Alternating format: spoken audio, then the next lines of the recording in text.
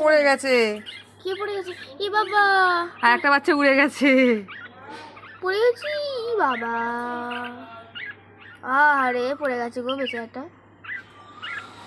রেখে দাও ওকে বাবা। কি করে রাখবো? রাখতে দিচ্ছে না।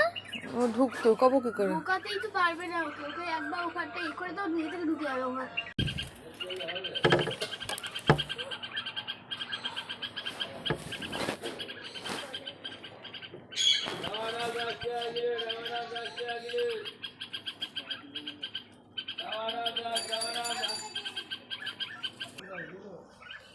এখানে বস, বস।